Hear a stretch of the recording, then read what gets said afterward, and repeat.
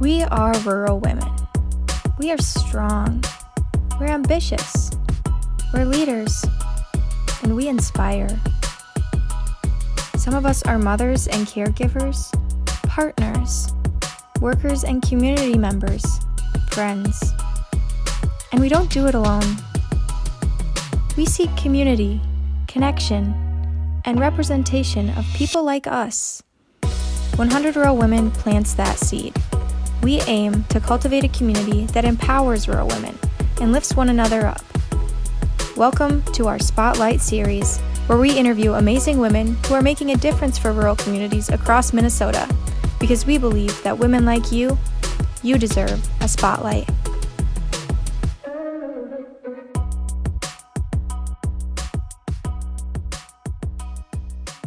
So, welcome back to our Spotlight Profile series. Thank you so much for joining us today. Today I have yet another wonderful woman, and some of you may know her if you participated in our yoga sessions in 2022, but we're gonna just deep dive and you can get to know this woman better. So I'm gonna let you take it away and introduce yourself. Tell us about you, what you do, and your connection to rural.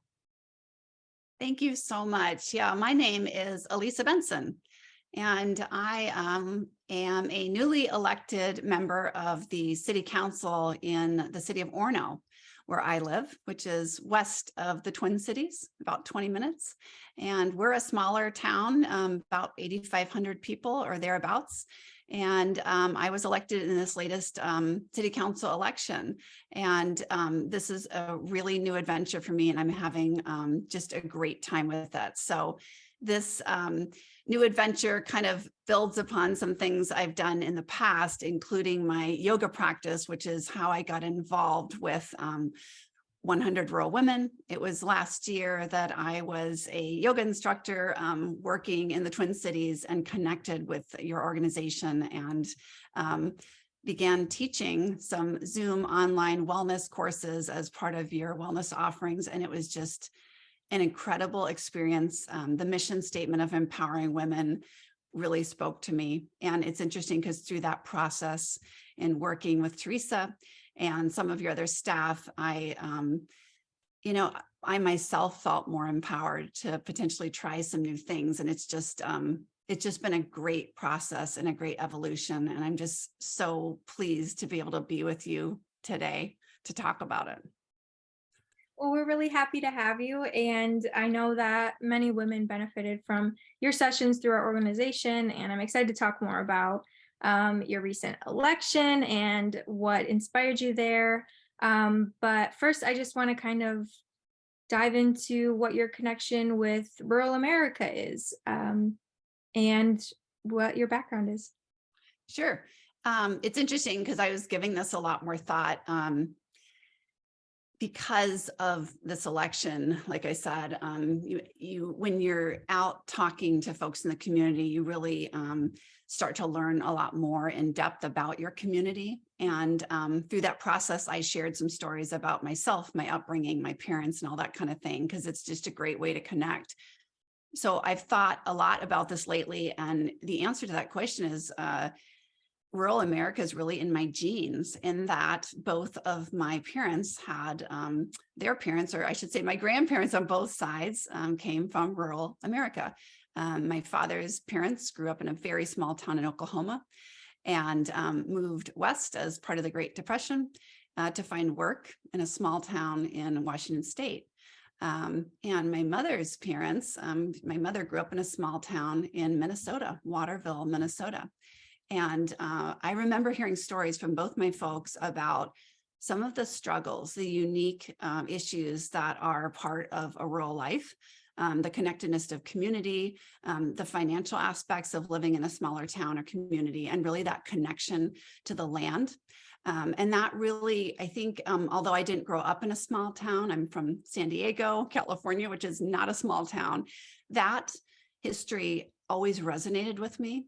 And I found myself as an adult being really drawn to working in some cases with folks who were living in smaller communities. I have a master's degree in social work, And as part of my work at the time, living in Portland, Oregon, I would do home visits. And while I was living in the city of Portland, I'd be all over, way out in rural areas, and hearing the stories of people who are living well outside the cities, and how their lives really differed and how they could feel really disconnected from life. That really struck me. I also think rural America is beautiful. I love driving through it. And it really, I think, prompted me to move to the city of Orono, which again, while it's close to the Twin Cities, you drive west of where I live and you see farmland, you see horse stables, you see people who are really interested in farming and doing other things. And in fact, the city of Orono is known to have what they call a rural character or rural aesthetic, because it is a lot of open space, a lot of mature trees. It's a lakes community. And in a lot of ways, people find this to be a comfortable place to live because of that connection to nature and open space. So long-winded way of saying, I think that the connection there for me is historical. And it's also something that I think a lot about now in terms of ways to preserve and protect what I would call a connection to nature, and also a connection and awareness that other people's experiences may not mirror one's own. So whether you've grown up in rural America, in a city, I think it's just really important to stay present and connected with individuals whose lives don't always mirror yours.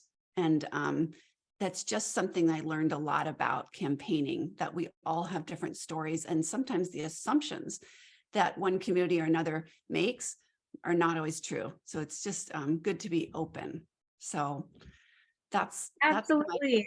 Yeah, I mean, that aligns so much with everything that we believe at 100 Rural Women, and part of our mission in that empowering and education and gaining new perspectives. And so I really appreciate you adding that piece and speaking on that. And I am curious to know in what ways you feel like this impacts what you're doing in your work. So first, you can choose to talk about one or the other first, but I definitely want to talk about city council and running for office, and I want to talk about yoga. So however you see fit, how do you feel like that background has influenced the work that you do? Wow, that's a big question. It is. Yeah, we can break it down. No, I love it. I'll just kind of jump in. So, I'll start with yoga because that is a big part of what informs my life and my work every day. And I just want to start by saying, to dispel the myth, and I did talk about this as I was teaching, that yoga as a practice is about wearing a certain outfit, looking a certain way, knowing a certain pose. It is none of those things. And my history with the practice of yoga is that as a graduate student in St. Louis, Missouri, I was stressed out. Imagine that. That's what happens when you oftentimes take higher education, right? Yeah. So I found myself seeing an advertisement one night for a free yoga class. And I thought, I don't know what that is. I don't know that I have time to do that, but why not? What do I have to lose? Well, it was a nice short practice, and it was an evening practice. And I ended up falling asleep during Shavasana, which is the final resting pose. And I realized, and that's okay. But I realized, A, I'm sleep deprived. And B, whatever happened during that hour was magical. I'd never experienced that before. I'd never felt accepted like that. Come as you are, do what you need, fall asleep, maybe even snore. These things are okay. And I think for me, being a graduate student at the time, and we can all relate to this, I think, there's a lot that goes into life about being judged, being measured, comparing oneself to others, needing to meet expectations. And this practice that I kind of dabbled with year after year after that experience allowed me to understand that there are places in life where we don't need to do those things. We can shed those things. And for me, the practice of yoga became something, it wasn't like it was 0 to 60. I didn't start going every week, but it was sort of the light switch in my head kind of went on. And I realized there's a different way. So many years later, I was dabbling with different types of practices while I was working in Oregon. And again, finding lots of different ways to practice, people to practice with. There's not one kind, but the upshot was I realized that I was practicing in a way, as I say, from the neck up.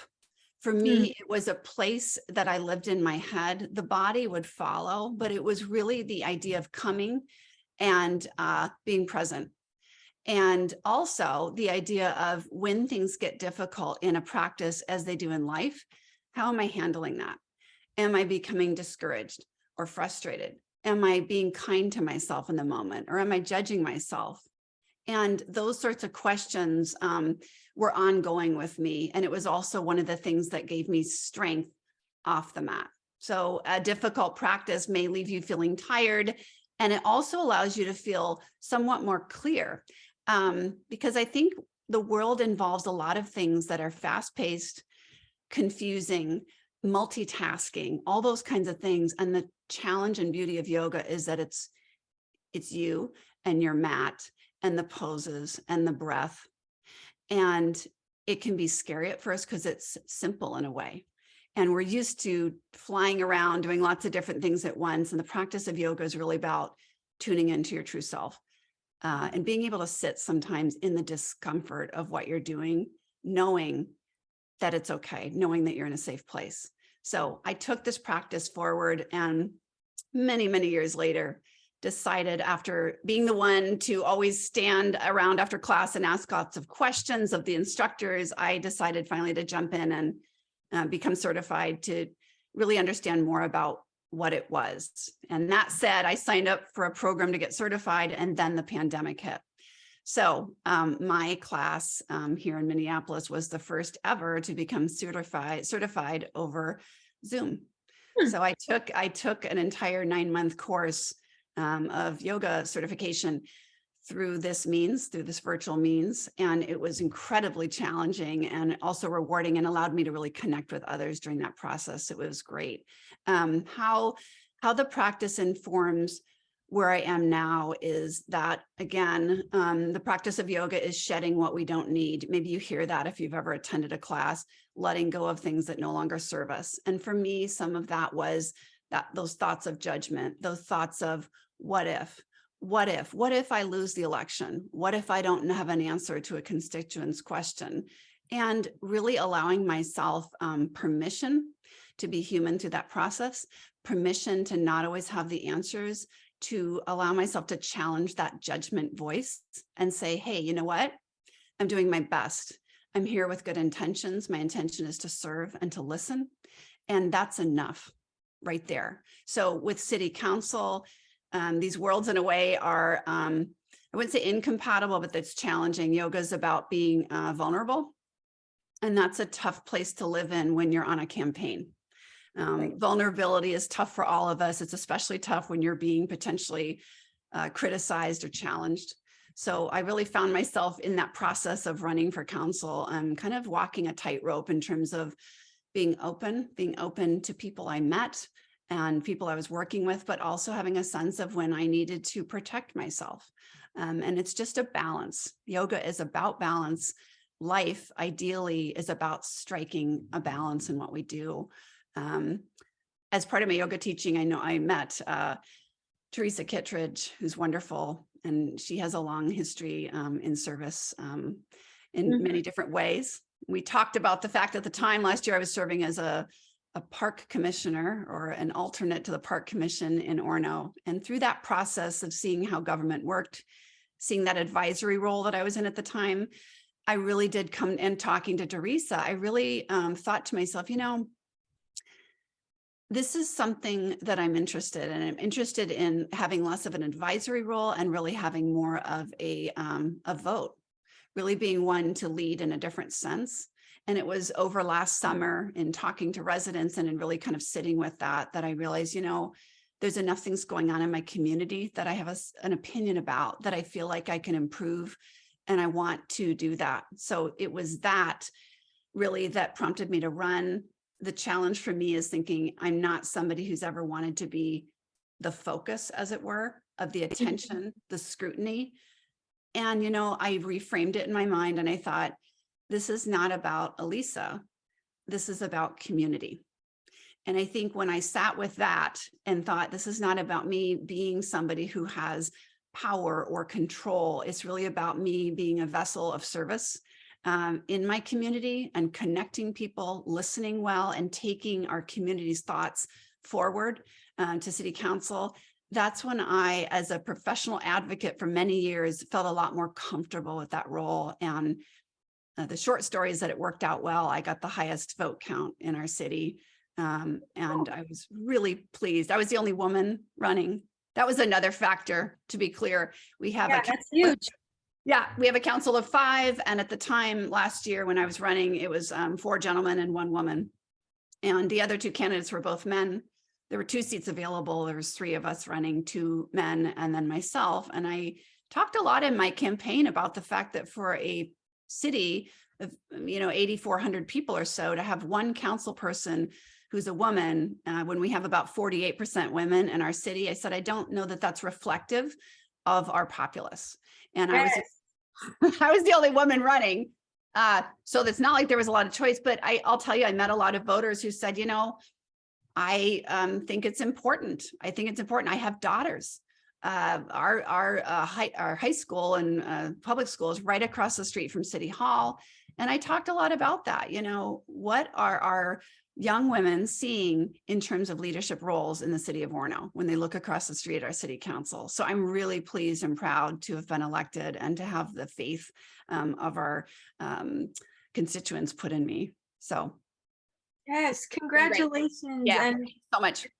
Thank you for being that woman to stand up and to speak on behalf of your community and make those decisions and go in that role, especially because, going back to that piece that you said, you didn't want to be the center of it, and putting yourself in that public light is difficult. It creates vulnerability and a sense of, there's got to be some lack of privacy in certain ways. And even when it comes to speaking about things that you care about, that can be kind of hard because there's going to be pushback no matter what you say, I'm sure, especially you're on this panel. I don't want to call it a panel, like this council, and you're the only woman. And you said it's 5 and you're the only woman, right? Or was there one other? I'm the second now. There was one already, but now there's 2 of us. So it's a better representation, in other words, of our constituents, our populace again, so I did look around, and that was again, it was an interesting process.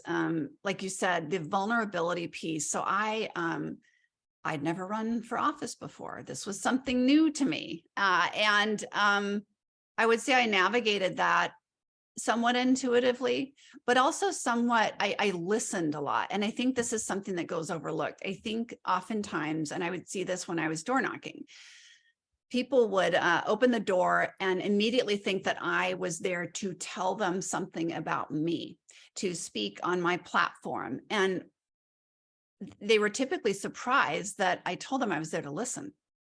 Tell me what's important to you. Tell me about yourself. Tell me what you think about what's currently going on in our city. What issues are you interested in? And then I can help provide information on those things.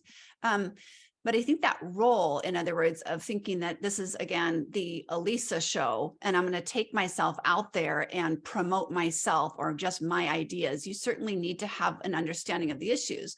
But I found that the comfort for me was in the sense that it was a partnership, that it was a dialogue, and that it was really more of the providing of information and resources, which again, from my background as a social worker, was quite comfortable to me. And an advocate. Advocacy's always been important to me throughout all my life. And reframing things in those terms as an educator, as an advocate, as a resource, made that much more comfortable. And again, the yoga informing that sense of, hey, I can be vulnerable. Yes, there are limits, but that vulnerability is what the public wants to see. It doesn't go over well when you have candidates running who presume always to know best, who presume always to have the answers, who are unable to show their humanity and to be comfortable connecting on that level with residents. Reading as it coming from the top down, or that it's some kind of power play. Who would want that? Who would vote for that? So being genuine, which is all I've ever known how to be, really. And again, with social work, you need to have rapport. You need to be able to build rapport, to show people that you're listening, to show them that what they care about matters, to meet them halfway. So, those were all really things that went into it. And here's the funny part, I never would have guessed at how well my skill set and interests matched with the process of campaigning and door knocking. And I would joke that I said, those funny shows, My Strange Addiction or this or that. I would end up feeling after 5 days of doing it, my strange addiction is door knocking. Because it's something that people are very afraid about, thinking again that you have to be something or say something or have all the answers. No, it's about listening. And that was something I was very comfortable with. And I just had the best connections, the best conversations. And that's when I thought, I feel really good about this. I was the newcomer. I did not have the support of the administration here or the mayor of our city, who was very vocally supporting the other two candidates, the other two gentlemen. I didn't have any of that. What I had is a 15-year history of living in the community, serving the community in different ways. My children go to school here. But also just, again, that sense of caring deeply about the people who live and work here and the surrounding communities around our city. And that, I believe, came across, and the voters put their faith in me and elected me to office. So. Wow. Yeah. What an incredible approach. I mean, I've never thought about that part that you said, that I feel like I see a lot of times in elections, candidates it's about the name. Like, we see a lot of boosting of the name, and you kind of have to find out what they're about. And that's not the case with everybody, but to hear that you were door knocking and you weren't necessarily trying to say, oh, vote for me, but more so, what do you need? I mean, that's the ideal candidate. That's who I would vote for, is somebody that is making decisions for the community based on the community's needs. And sometimes especially in political campaigning, when it becomes this huge competition, it can become like those things, and promoting one name or the other, bashing one name can become more prevalent than talking about the issues or what the community needs. It's very true. And I can tell you with assurance that the voters are not interested in hearing negativity or he said, she said. They're interested in you helping them understand the issues and helping bring forward their concerns and helping solve problems, both big and small. So I really, it was tricky again, because in our election, like in many of them, you're going to have a back and forth between candidates and whatnot. And some of that can become quite divisive. And I made a decision early on that was not going to work for me. And there are many reasons for that, but I thought our community doesn't need that. Our world doesn't need that. And I thought what I'm going to be doing is presenting facts. So even though it was uncomfortable, even though it was a new thing for me, I created YouTube videos. I created a Facebook account. I know it sounds ridiculous, even Instagram, still trying to figure that one out. But I thought, my approach is how to reach people and how to reduce barriers to information.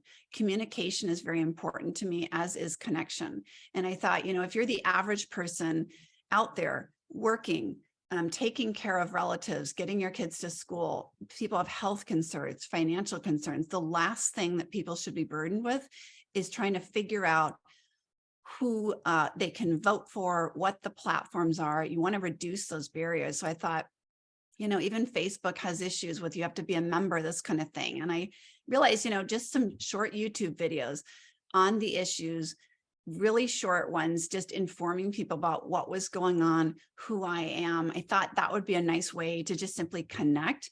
And it turned out to be a great avenue for meeting people where they were and discussing the issues, not in a divisive way. But here's the catch.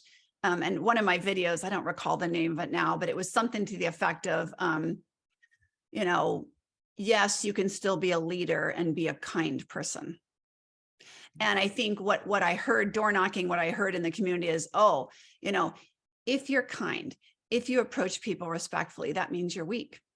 Okay, that means you don't know the issues. That means you're naive.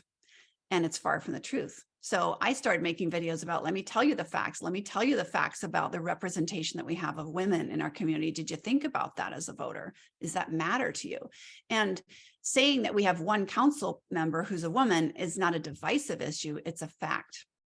And so we can say that in order to highlight that thing, did I take a risk? Is that something that people didn't want to hear? Maybe, but I thought it's also something that matters. And so I tried to approach it not in a divisive way, but in a way that I thought I'm being authentic, I'm being factual, and I'm asking people to consider the choices they make for this election. Because what I notice is that there, in this midterm cycle, there's a lot of focus on party politics, partisan politics. Local government is not meant to be that. City government is not meant to be partisan. It's not a partisan office, a council member. And folks were very concerned with state elections, et cetera. And I thought to myself, you know, if more people recognized the power that they have to elect and put into office people in their local city government, they'd likely be a lot more engaged, because these 5 individuals on council, 5, decide everything in your community. And that's not something we can say necessarily in the state or the you know, the federal level. So that connection, and again, getting back to rural focus, that connection on the local is so incredibly important. And I think before this process, I heard it, I didn't get it until I was in the thick of it. And I realized now as a council member, you know, I'm 20% of the decision-making body for our community. So it's a big responsibility, and one that I absolutely don't take lightly. I had some moments of levity in the campaign. I have a good sense of humor, but I think there's certain things that are that deserve our attention and deserve a focus that is serious and simply really giving the weight necessary to the topics at hand. That matters to me a great deal. I do take a lot of pride, and also I have a great deal of respect for the office. So. Well, thank you for talking about bringing humanity back to election and voting for, I guess, like kind of, I'm not going to say political, civic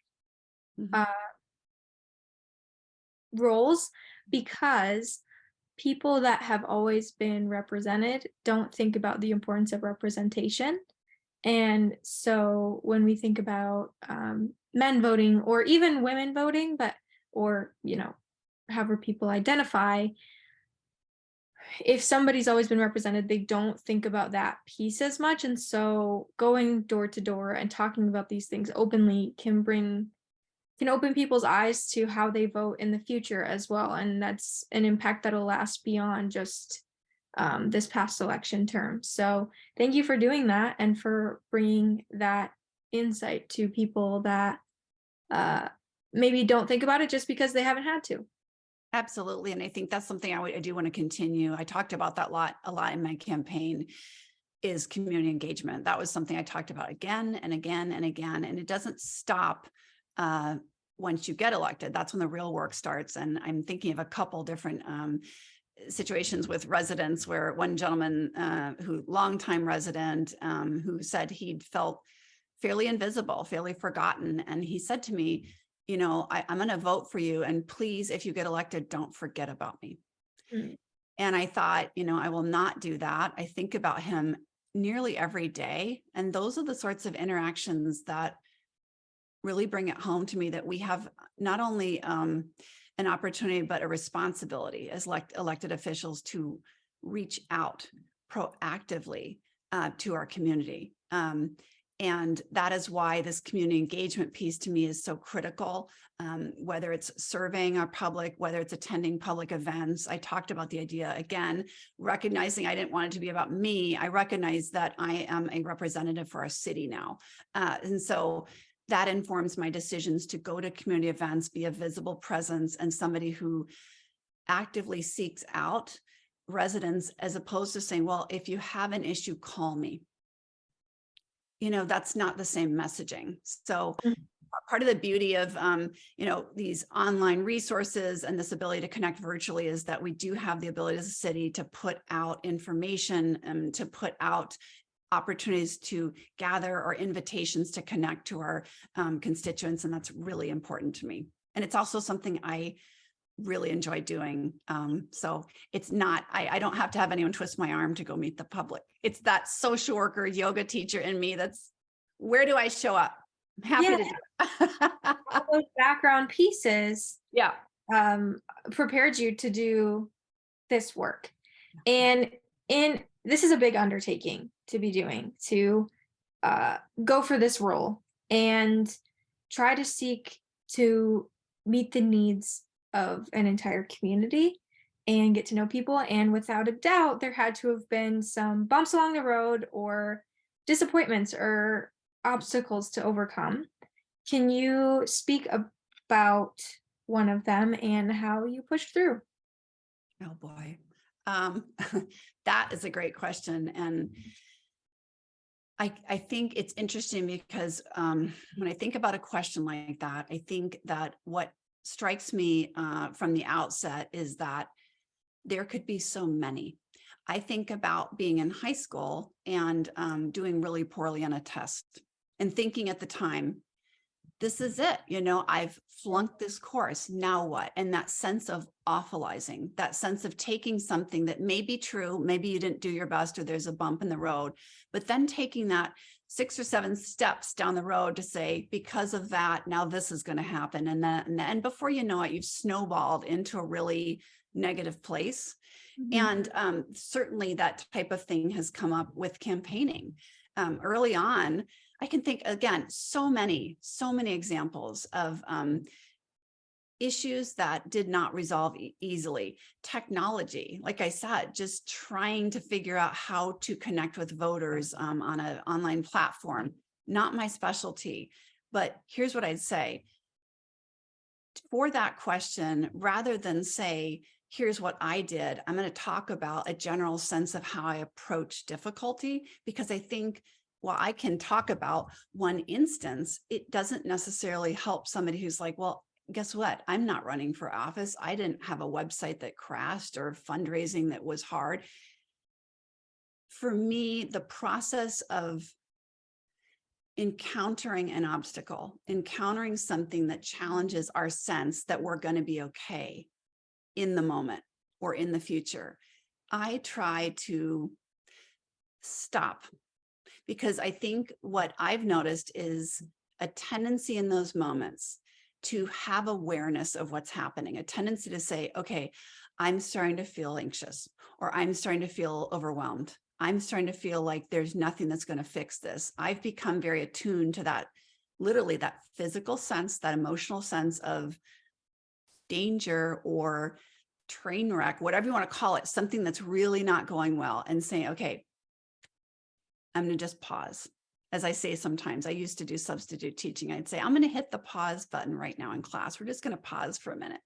And I will pause in those moments and say, okay, lots of things are swirling around my head right now. Let's do a little bit of centering. Let's do a little bit of grounding. Let's do a little bit of checking in on the facts. If I think in the moment, okay, so my website's not doing well, it's crashing, therefore, nobody's going to vote for me. Therefore, I'll never get my messaging out, and challenging those assumptions. Wait, okay, I still want to be in this campaign. I still want to connect with voters. I'm still able to do that, even if my website is crashed. And remembering my strengths, remembering why I am where I am, remembering the faith that others have in me. And I think that when we're in those moments where things are not going well and we really feel like we've become unmoored, to remember the people who have faith in us and the people who trust in us and the people who care about us, because they're not wrong. And I think that sense of, while I may be having a hard time in this moment, there are so many other people, some of whom maybe I haven't even met yet, who believe in me. and who understand that I'm here for good reasons and my heart's in the right place, and giving ourselves that sense of forgiveness and grace. And that is the way ultimately that I pause in those moments, ground myself, challenge some of those assumptions that I'm making, some of those awfulizing statements that maybe my head is taking me way away from where I need to be. And finally, maybe reaching out. For me, we all have different ways that we do self-care. For me, it can be simply calling somebody up and saying, hey, I just had one of those moments. I need a pep talk, asking for what I need. I need a pep talk. I'd like you to meet me, or I'm just going to take a walk. Finding something in those moments that connects us back to those things that matter to us in life, those things that have always mattered, and those things that really make us feel at home. Because in this world that we live in, there's so much coming at us all the time. And I think it's really important to know for yourself what those self-care pieces are, what those pieces are that you can access, almost like a little toolkit in those times where things get really tough, because they will.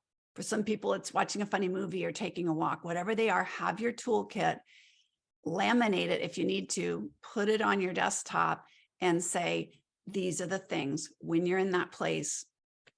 Check off some of these boxes, see if you can take care of those, and then see if you're still in that place in the future when you can just reevaluate. So I don't know that I answered a specific instance, but I'd say in many years of living, many different situations where I've questioned myself or run up against obstacles. And fact of the matter is I'm still here.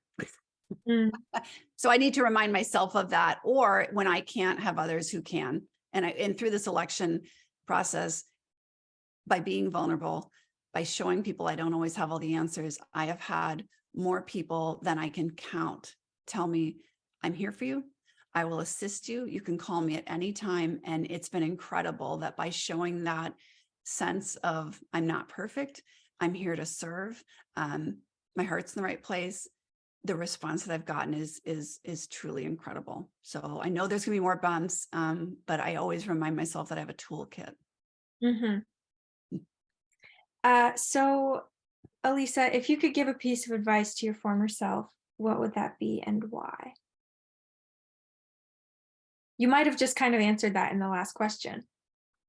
Maybe I did. You know what I'd say, if I could distill it down, it would be know your worth. Mm-hmm. Know your worth. Because I can tell you as a younger person, whether it was in positions of employment, past relationships, or maybe friendships, there were times when I would question whether or not I was doing the right thing based on the response of an employer, a partner. And in those moments, I think I looked away from or ignored that sense of me that thought, why is this so hard? And I don't mean hard like challenging, like these are things that I know I need to get done, but why do I feel like I'm hitting a brick wall? Why do I feel like despite my best efforts with this individual, they are telling me, you know what, you're not this enough, or why don't you be more like this? And it was during one of those times as a younger person that this is maybe the way I operate. It was like a light switch went on my head. And I thought to myself, I deserve to be happy, period. Mm-hmm. That doesn't mean rich. That doesn't mean that things always come easily. That doesn't mean I get everything I want in life. It simply means that I deserve to be happy. And in that moment with that individual, I thought, that's okay. It's okay that you have your perspective, or that I'm not this enough or that enough for you, but I deserve to be happy. And once that switch went on, it never went off. And I measure my decisions in my life now based on that sense of, I know what I'm worth. I know I deserve to be happy. It doesn't mean I always get what I want, but I know now when I'm around situations or with employers or relationships where I feel that sense of I'm bumping up against something constantly, where I feel like I'm having to fight for my worth to show that I deserve, to show that I'm worthy of being happy. That's when I have to reevaluate those positions, relationships, etc. So for me, if I could give advice to my younger self or to any younger person, it'd be know your worth, and you define your worth. Nobody else does. So don't look to others to tell you what you're worth. That's going to come from inside. It's that sense of you're navigating, not without support, but be wary when other people tell you who you are or what you're worth, because only you can define that. And however you define it, it's okay. But know that you deserve to be happy, not always in a good mood, not always having a great day, but truly joyful. And it's a complex thing. Happiness and joy are not always just simple things, but recognize when you feel that and recognize who you're with or what you're doing when you feel those things. So that would be my advice. Thank you for sharing that. I hope that our audience really hears you in that and can take that and hopefully apply it to their own life and feel it, even though it can be a huge work in progress. But that is a huge part about believing in yourself, and something that I think a lot of women are facing is feeling like they don't know their worth and they're not advocating for themselves in the way that they deserve to be. And so I really, really hope that people hear that message. Yes. I have one more question for you before we wrap it up, and that is, who or what has been your biggest inspiration? Oh boy, these are great questions, and they're huge questions. They are huge. So you can break my them list down. over here. It doesn't, let's No, it's a take it good down from your question. biggest It's a good question. somebody or something that's inspirational to you. So I'm going to go back to family. That's where a lot of my inspiration comes from. So my dad, for sure, he's still living. I'm going to talk about my mom today because she's no longer living. She died in 2012, and she was 73 years old at the time. My mother, Barbara, is the woman who I spoke about earlier, who grew up in a small town in Minnesota. And my mother, I think it's when you're a teenager, a young person growing up in a home with a mom or a dad or extended family, you don't always understand what's happening when it is. And then after the fact, when you encounter hardships in life, when you have people questioning your worth, those are the times that you think back to the lessons, the lectures, sometimes the fun times and the hard times, but you realize what you've been given. In my case, what I was given by my parents and my mother, in terms of that sense of self-worth. She was a very strong woman. She was a teacher. She was a child advocate. She got a degree, an advanced degree, having 3 young daughters at home and being a full-time parent. Not easy to do.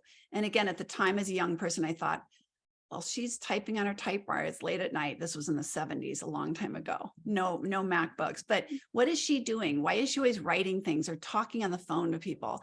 I didn't have a sense until years later of the incredible work that she was doing to help her community, and in particular, help women. She worked with young teenagers, young moms who were pregnant. And at the time, and trying to support them in their life. She worked with lots of different types of school children, and also people who were in really difficult positions of need. She always had that sense of giving back and not questioning the need, simply doing. And she, at her funeral, when I spoke, I talked about the sense that she gave me what I would refer to as a moral compass in life. And it's times like now when I can be in a council meeting or wherever I am in the community and start to feel this sense of, wow, this issue's complex. Maybe it's heated. I'm hearing from over here and over there. And I sit with these issues and I think to myself, you know what? I have a sense in me of right and wrong. I have a strong sense of ethics, and I have a moral compass that in many ways my mother and my father helped instill in me, and a sense of not questioning myself and my motivations, but just recognizing that many of the things that I come up against in life were given to me in bits and pieces year after year, all along by my mom. And so I will say that she's really an inspiration to me every day. I talk about her often. And so I even made a video about her when I was campaigning, because I just think, again, that vulnerability piece, I felt inspired by her as a leader and as a woman. And I wanted to recognize that. I would also add, on a completely separate note, just because it occurred to me with the idea of rural communities, that I saw an incredible documentary last year called The Seeds of Vandana Shiva. And Vandana Shiva is a Indian woman who's a physicist and an activist, and she formed an organization in India to support rural communities and farmers to be able to have control over their seed production, and really fought hard against the corporatization of seed production with companies in America and beyond. So that was an incredible documentary, and individuals like Vandana Shiva, who are fighting every day to give voice to communities that are disempowered, was incredibly inspiring to me. Again, with that connection to nature and understanding the cycle of life, the cycle of seeds, and the real importance that that connection has for all of us with our food sources and whatnot, that her inspiring leadership and really fearlessness in terms of facing obstacles has really had an impact on me. So first of all, I'm sorry to hear that you lost your mom, Alisa, but thank you for speaking about her and her insight and what she provided for you, and how that is now impacting other people far down the line. So and then that documentary, I'll definitely have to check it out. We will have to post about it too. And thank you for finding that and letting me know about that. That sounds really inspirational and really cool.